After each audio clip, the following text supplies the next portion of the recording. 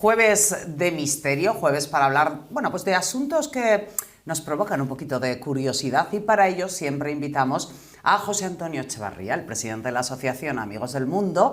Hola, José Antonio, ¿qué tal? Buenas noches. Hola, Inés, buenas noches. Jueves de misterio, me gusta, ¿eh? Jueves de misterio. Que igual tengo yo que reconvertir así el nombre de la sección, Jueves Pues sí, de misterio. No está mal. ¿Qué misterio traes hoy?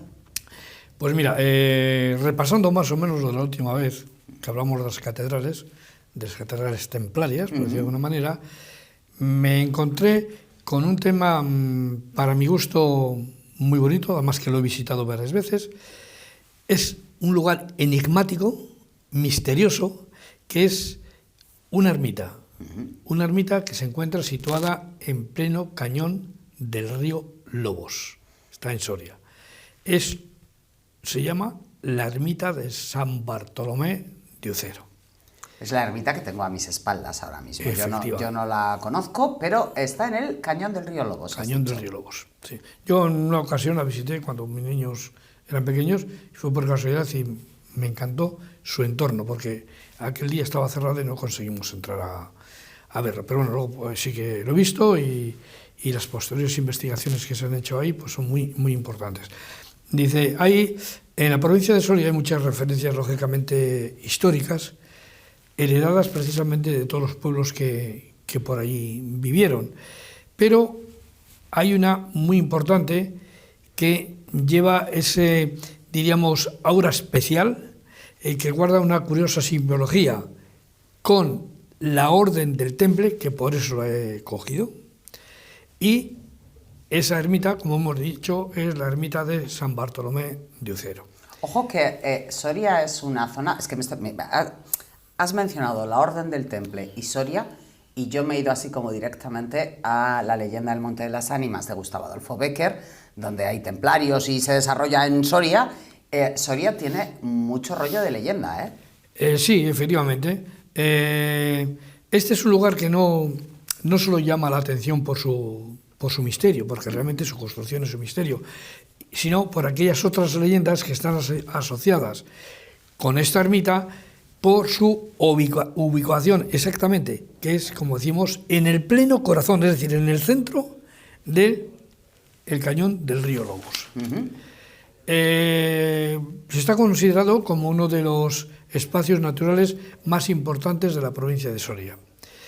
La ermita en sí está rodeada de un halo de misterio, porque hay una serie de situaciones que vamos a ir desarrollando poquito a poco, en la que da lugar a que aún hoy haya algunas cositas y algunos porqués de que esta ermita se encuentre allí. Algunos investigadores consideran que además, a través de la arquitectura que se ha producido en esta ermita, consiguieron ampliar, podríamos decir, el poder del cañón del río Lobos, que hasta aquel momento pues, era un gran desconocido.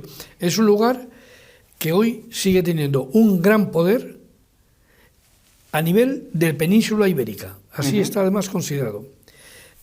Su ubicación, como decíamos, es enigmática, ya que poca gente conoce, y aquí empezamos ya con unos enigmas, que esta ermita del cañón del río Lobos se encuentra en el lugar equidistante, es decir, a la misma distancia de los dos extremos de la península.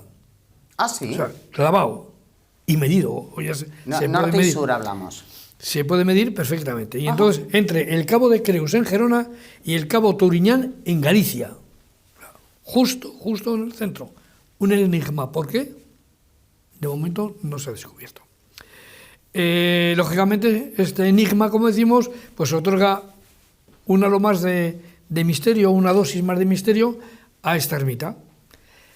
Y ahora aquí empezamos ya un poco el estudio de su simbología. Por eso, en los vídeos que vamos a presentar hoy, se hace un recorrido total, tanto exterior como interior, de esa ermita, y yo pido a nuestros televidentes que estén al tanto de ese vídeo, porque es un encanto verlo, porque tiene unos capiteles exteriores y tiene unos canecillos que llaman ellos, que también muy bonitos. Hombre, si consideramos o lógicamente analizamos eso con lo de Cervatos, pues no tiene nada que ver, como puede ser. Pues los Cervatos, aquello es un libro erótico, más que otra cosa, ¿no?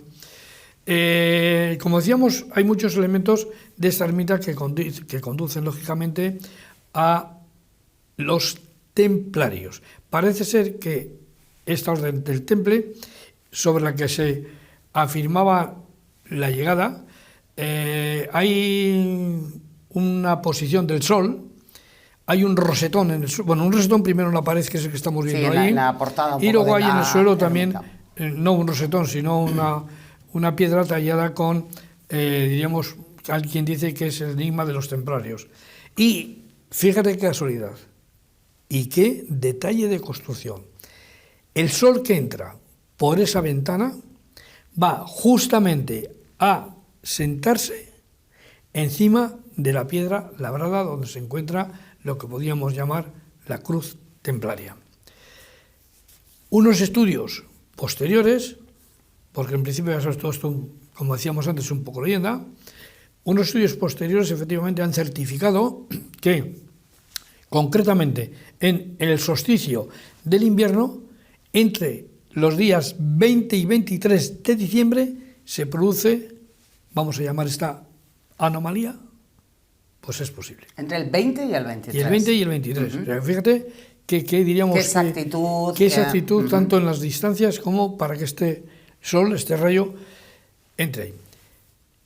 En algunas partes de ellas tenemos unas estrellas invertidas, pues ya hablamos de simbología, y estas estrellas son de 5 puntas. Un pentáculo invertido también, rosetones, como he dicho, hay 2, de 6 corazones, entrelazados y diferentes símbolos numéricos. Especialmente es muy notable la cruz de las 8 beatitudes. Esta se encuentra precisamente en un capitel grabado a la entrada, justamente. Esta otra cruz de 8 puntas que decíamos era la que los templarios utilizaban como una clave secreta para poder construir todo el tipo de ermitas octogonales o la forma octogonal de sus capillas. Es decir, un alfabeto secreto. Vamos con el vídeo 1.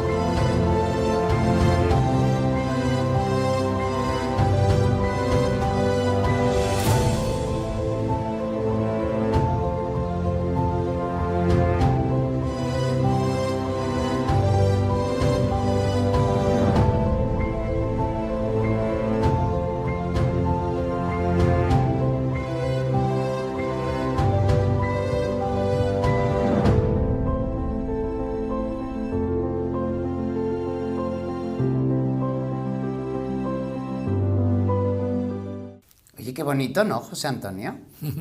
Merece, yo creo que tú decías al principio, yo fui la primera vez, no pude entrar, luego está claro que repetiste. Bueno, pues está claro que si nos pilla esto yendo por Soria, hay que buscar No cabe duda, hasta allí. Yo antes, luego al final lógicamente diré que se invita a la gente que vaya, ¿no? Porque es algo maravilloso y que además lo he cogido precisamente porque lo tenemos muy cercano, que lo podemos visitar cuando queramos. Bueno, hay otro enigma, por decirlo de alguna manera, que también se desconoce porque no hay una explicación posterior, que decía que por qué los templarios marcaron este misterioso punto en el mapa. Pues bien, la iglesia de Bartolomé, como decíamos antes, vamos a repetirlo quizás excesivamente, que fue construida por los templarios en este lugar concreto. Pero si unimos los principales bastiones templarios de toda la península ibérica, se puede dibujar una cruz en el mapa con justamente la iglesia de San Bartolomé en el centro. Y esta cruz es la cruz de Malta, que era el símbolo de los templarios. Fíjate, qué curioso. En toda España marcamos... Fíjate lo que estaba yo pensando ahora mientras decías esto, José Antonio. ¿Quién en algún momento dice, ostras, voy a coger un mapa de España, voy a buscar los principales bastiones de los templarios y voy a unirlo así con puntos a ver qué forma me sale, si la de un dinosaurio o la de una cruz de Malta? Que es que se te tiene que ocurrir. Claro, por eso estamos hablando de ese misterio, de ese enigma que es esta ermita. Hay otro grupo de investigadores que consideran que todo simbolismo que tiene la ermita dentro, porque claro, ya en los vídeos, como he dicho, se puede ver, está o puede estar relacionado también, fíjate, con la mítica Arca de la Alianza. Otra vez el Arca de la Alianza. Otra vez. O sea, que parece que hay algunos investigadores... ¿No lo habíamos buscado por Gerona, por ahí? Sí, bueno, el Arca de la Alianza, en Santo Toribio. En Santo Toribio, a los nazis les obsesionaba mucho. Sí. O sea, ¿puede que el Arca de la Alianza también tenga algo que ver con Soria? Pudiera tener. Concretamente... Con esta ermita. Con esta ermita. Bien, esta, como decíamos, era en un principio, en los principios o los albores de su construcción, allí vivían, lógicamente, frailes. Y los recursos que estos pobres frailes tenían era aprovechar, bueno, toda la comarca se aprovechaba precisamente de la recogida de la miel. Es decir, recogían la miel, luego la vendían, y esto se llamaba el colmenar de los frailes. Yo no sé si has visto alguna colmena de estas antiguas, que las hay y todavía existen, porque yo estaba hace 2 años la última vez y todavía quedaba alguna. Estaban hechas de troncos de árboles vacíos, que tenían una losa encima, justamente para que no escaparan por ahí, para que no se vayan las mayoría de abejas. las abejas, pero tenía unas pequeñas aperturas por donde las abejas entran para formar esa colmena y, lógicamente, desarrollar la miel. Estas colmenas estaban todas, diríamos, siguiendo una línea en los escarpados que tiene el camino, o sea, pues estaban por todo el camino, que es bastante largo, hasta la llegada de la ajena. Todo ello, como decíamos, estaba en lo que hoy se denomina como natural o parque natural del cañón del río Lobos. Es decir, si vas andando y vas pom, pom, pom, pom, no te vas a enterar. O sea, hay que ir mirando la roca, o sea, analizando los árboles, porque tiene... Pero todavía queda... alguna colmena. ¿Alguna colmena de abejas? Sí, todavía queda. Mira, es un paraje precioso, porque tú vas por la carretera de entrada y hay un riachuelo, un riachuelo un poquito grande ahora, que serpentea por toda la carretera. Y justamente... El río Lobos será. El río Lobos. Y justamente va por detrás de la ermita. Ahí hay nenúfares, hay plantas de todo tipo, es una cosa preciosa. Podríamos decir que en el entorno natural que tenemos está este cañón, hay unos espacios naturales porque tiene 25 kilómetros, más o menos. Yo no he recorrido todo, yo he llegado hasta poco más de la ermita, lógicamente, pero bueno. Y como te decía, se trata de este cañón que fue, lógicamente, socavado por el río Lobos, y es un cañón denominado de roca kárstico, que tiene unos 25 kilómetros. O sea, 25 kilómetros de largo, desde donde se inicia, no exactamente desde aquí, pero donde inicia. Y cuando tú accedes al parque, hoy ya han hecho un aparcamiento, la última vez que estaba todavía ya había el aparcamiento, vas poco a poco adentrándote en esa zona, vamos a decir, enigmática, es decir, no. A medida que vas andando por esa carretera, te atrapa un poco el te va atrapando, ambiente. vas viendo la naturaleza que tiene, porque sobre todo cuando vas, si es primavera o tal, que es donde están todos los árboles verdes, todos los núfares del riachuelo, es una auténtica preciosidad. Y dentro de ahí, detrás no, justamente a la derecha de la ermita que tenemos ahí, lógicamente, como hemos dicho, es todo roca, hay una gran cueva que se llama la Cuesta de la Galiana. Yo he estado en ella, no dentro, porque eso es para expertos espeleólogos y, lógicamente, yo no recomiendo a quienes pueden ir ahí, que a veces somos muy valientes, entre comillas, Sí, no, lo de meternos, que no se meternos donde adentren, no nos ha llamado nadie, a veces se nos da muy bien. Que no se adentren dentro de la cueva porque tiene bastante profundidad. Las cuevas son incluso peligrosas. puede ser exactamente peligroso. Claro, hay que conocerlas, hay que saber dónde está entrando uno y hay que conocerlas. Sí, también ahí, lógicamente, en esta zona tenemos unos miradores que son muy bonitos, donde hay a la izquierda de la ermita, hay unas buitreras que es donde están, y lógicamente ahí aparecen ya los primeros farallones, oquedades y buitreras. El día 7 de mayo del año 2015, esta ermita fue declarada bien de interés cultural por el gobierno de Castilla y León, porque efectivamente lo es. Pero fíjate, hace solo 10 años, no tanto.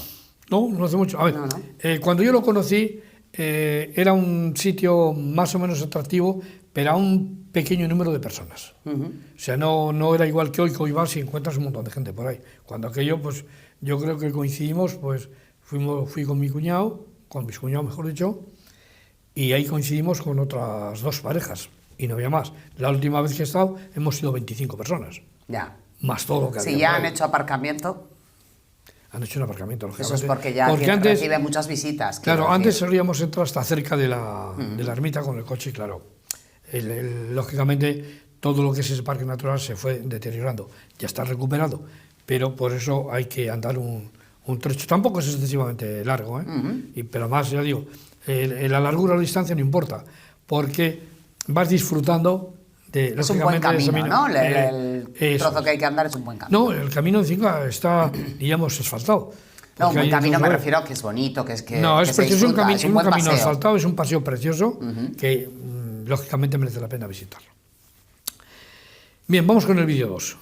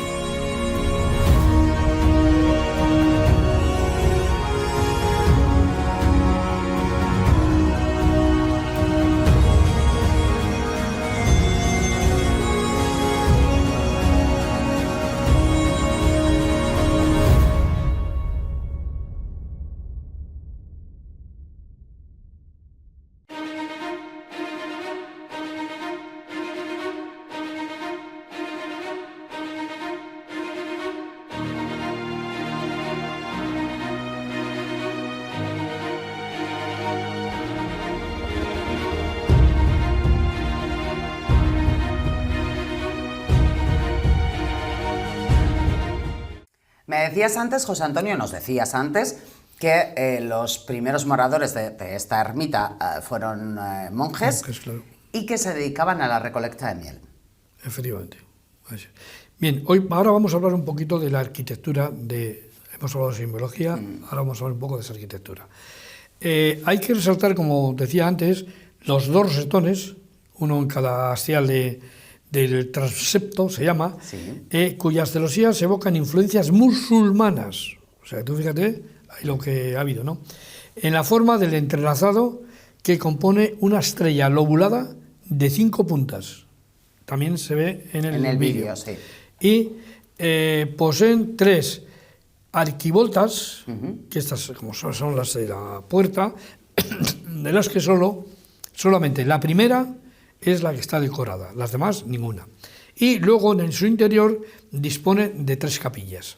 Una, que es la capilla del Santo Cristo, que es la capilla del lado sur, y contiene una tabla barroca del siglo XVII. Luego tenemos la capilla mayor, que presidiendo la iglesia está un retablo del siglo XVIII, con la imagen de San Bartolomé. Esto está en la hornacina central. Y luego tenemos la capilla de la Virgen de la Salud, que se encuentra en el lado norte y contiene un retablo de la Virgen de la Salud, obra barroca también del siglo XVIII. Y en el suelo, como hemos dicho antes, tenemos esta piedra roseta, vamos a llamar, que es la que destaca, y si tenemos la suerte de ir en los días que hemos dicho, del 20-23 de diciembre, y que tengamos sol, hombre, allí no suele llover tanto como aquí, pues si la luz entramos, entra directa, ¿no? Y a través del rosetón se proyecta ahí. A esta roseta. Decíamos antes que las leyendas, porque mucho de ello también puede ser leyendas, en España tenemos, como tú bien sabes, cantidad de ellas, ¿no? Sí. Y una de ellas podría ser, considerando esta como una de las ermitas más bonitas de nuestro país, no tiene una, tiene muchas leyendas. Hemos recogido 2, por decir de alguna manera, importantes o a destacar. Pero previamente tendríamos que definir qué es una leyenda. Dice la Academia de la Lengua Española que... Uy, tan así nos vamos a poner. Sí. A ver qué es leyenda. Que una leyenda es una narración de hechos sobrenaturales, naturales o una mezcla de ambos. Sí. Que se transmiten, lógicamente, de generación en generación, en forma muchas veces casi más oral que escrita, y generalmente al final el relato se sitúa de forma imprecisa. Sí. Porque cada persona pues, puede contar de una manera diferente. Entre el mito y el suceso verídico, lo que confiere cierta singularidad a este tipo de leyendas. Bueno. Hay varias, como hemos dicho, desde leyendas que esconde esta ermita. Tendremos que decir previamente, para que no se nos quede en el tintero, que esta iglesia, esta ermita, mejor dicho, fue construida en el primer cuarto del siglo XIII. Y cuando ya el estilo románico, porque esta tiene parte de estilo románico, pero también tiene parte del gótico. Es decir, concluyó Sí. un periodo en que terminábamos el románico para empezar con el gótico. Y, como decíamos, está plasmada también en esa arquitectura esa. Y se dice, los investigadores dicen, que pertenecía a un cenobio. Cuando hablamos de cenobios estamos hablando de algo más grande que todo eso, y que solo se conservó esa ermita. Es decir, el resto había desaparecido. Y ahora entramos en la narración templaria, como hemos dicho antes, y cuenta también con ese halo de misterio. Es decir, cuenta la leyenda, con el ¿no? misterio. Aquí podemos decir, cuenta la leyenda. Sí. Hay diversas teorías, lógicamente, como todo, que dice que este lugar fue sede templaria de San Juan de Otero, dentro del obispado de Osma. Esta simbología, como hemos dicho antes, ¿cómo se puede apreciar? Pues en diversos lugares del templo, como los canecillos o los capiteles, que tienen unas referencias constantes al mundo templario. Se cree que este convento templario de San Juan de Otero se encontraba justamente a unos 4 kilómetros de la ermita, cerca de los actuales, digamos, restos, porque ya son restos, del castillo de Ucero. Todo ello parece ser que estaba considerado como propiedad de la Orden del Temple. Hablamos otro día de lo poderosos que era esta orden. Sí. Bueno, pues aquí llegaba, ¿no? Y vamos con el vídeo 3.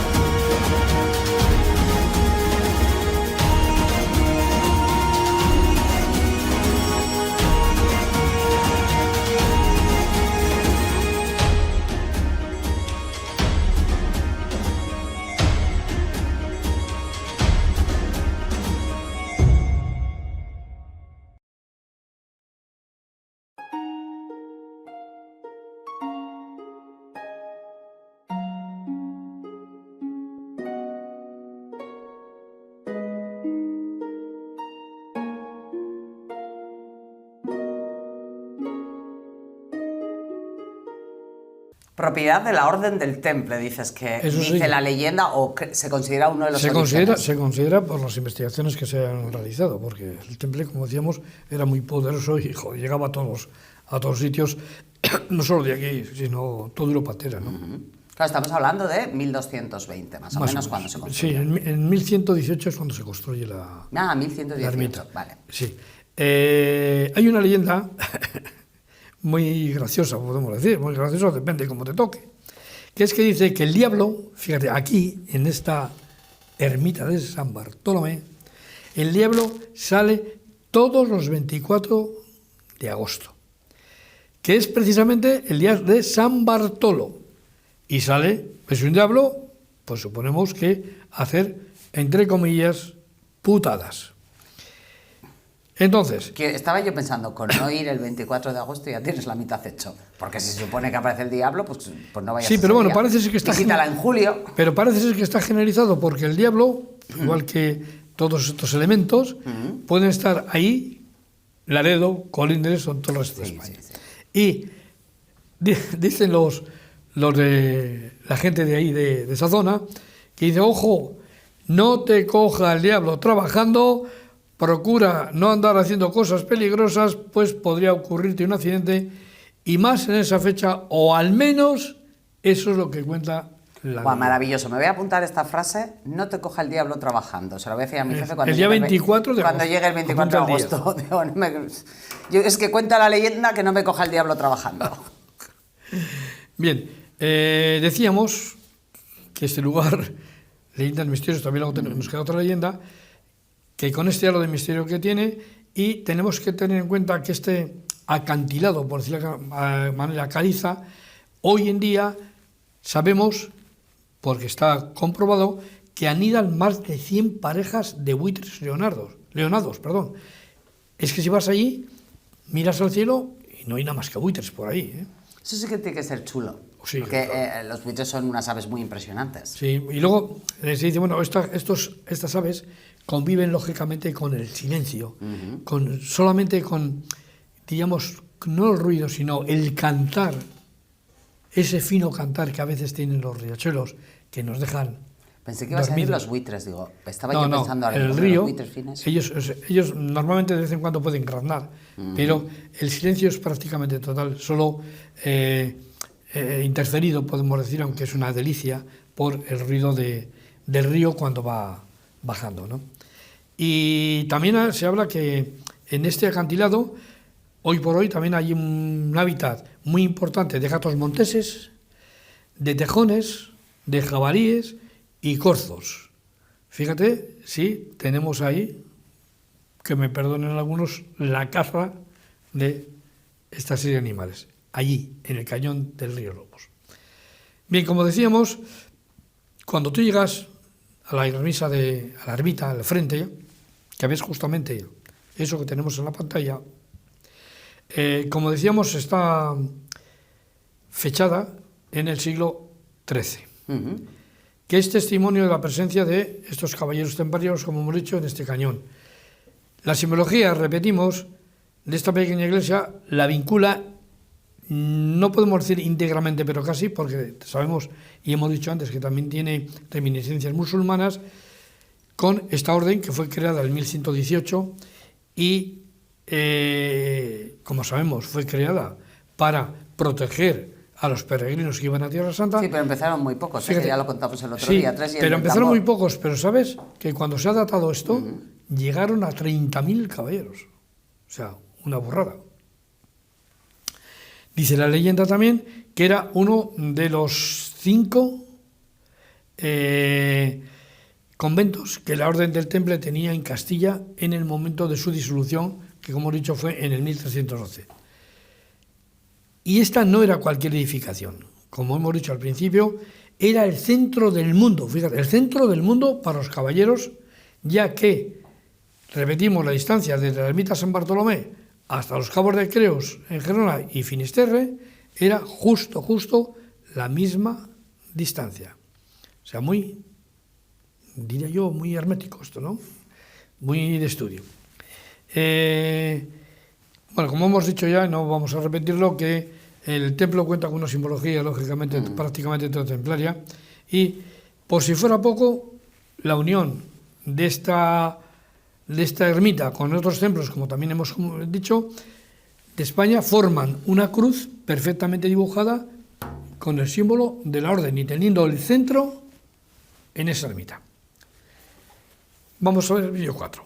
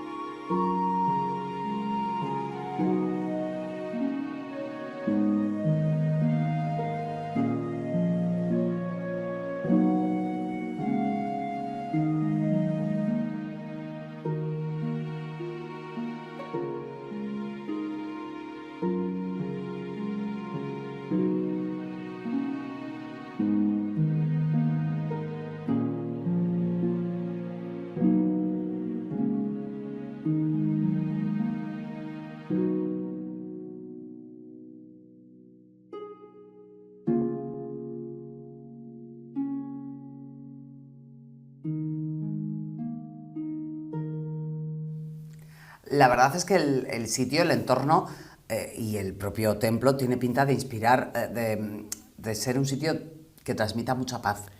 Sí, efectivamente. Bueno, menos el 24 de agosto. Sí, yo te comentaba que yo he estado tirado ahí encima de esa hierba y bueno, te quedas absolutamente relajado. Será la zona, el sitio, El de entorno, todo un poquito, ¿no? Esta ermita fue posteriormente hecha abadía, porque, como decíamos, San Bartolomé, que es al que está dedicada la iglesia, se encuentra representado en un bajorrelieve del altar mayor. Sí. Y después de la supresión de la Orden del Temple, como ya hemos dicho, en el año 1312, en el Concilio de Vienne, la ermita fue confiscada y se transformó en abadía, por eso aquello de los monjes que vivían ahí, ¿no? Siendo administrada posteriormente por la cercana Villa de Ucero. Pero hay otra historia, o última historia podemos decir, que dice que por ahí pasó Santiago Apóstol. Eso dice la leyenda. Y que saltó de uno de los montes, no sé como qué salto tenía que ir hasta daría, Galicia.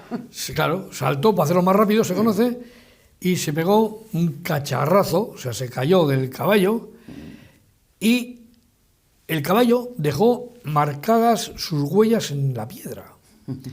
Y la espada que llevaba Santiago salió despedida y se clavó en la zona donde hoy concretamente se encuentra situado la ermita. Es una historia de misterio para una edificación única, no hay una como esa, situada en este paraíso natural de Castilla y León. Hombre, nosotros tenemos también tenemos varias iglesias románicas en Cantabria, Sí, claro. que son una auténtica preciosidad, y sobre todo yo hago referencia siempre a estos amigos de Barcelona, que vinieron en un grupo también a San Bartolomé, les recomendaba ir a ver la de San Pedro de Cervatos, que como te decía antes, que es una pasada, pero lógicamente tenemos que ir preparados para ver lo que vamos a ver en esos canecillos que salen allí. Yo no sé si la conoces o has No he estado estado, allí, no he estado. pero aquello podríamos decir que es una representación del libro del Kama Sutra.